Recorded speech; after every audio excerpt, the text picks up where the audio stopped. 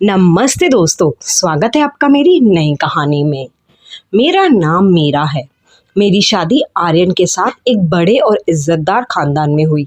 आर्यन मुझसे बहुत प्यार करता था और जल्दी ही हमारे घर एक छोटा मेहमान आने वाला था। मैं माँ बनने वाली थी, पर मेरी खुशी मेरी माँ सावित्री देवी की आंखों में चुभने लगी थी।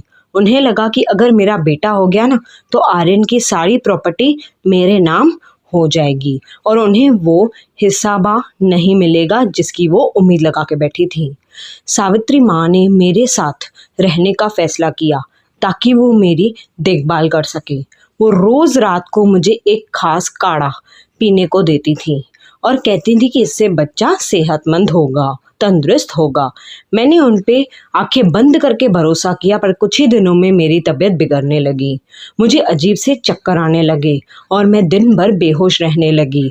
आर्यन परेशान था, पर माँ उसे कहती थी कि ये प्रेगनेंसी में नॉर्मल है, ये सिम्टम्स आते रहते हैं।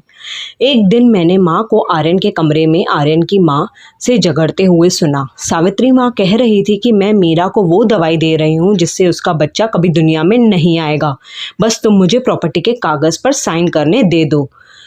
मेरी अपनी माँ ने ही मेरी सास के साथ मिलकर मेरी कोख का सौदा कर लिया था।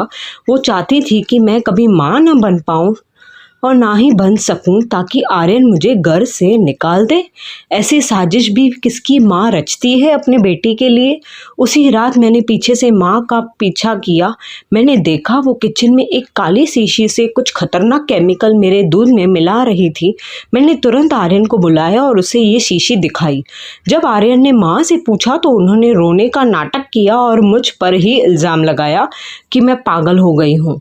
पर आर्यन ने तुरंत डॉक्टर को बुलाया और उस काढ़े की जांच करवाई।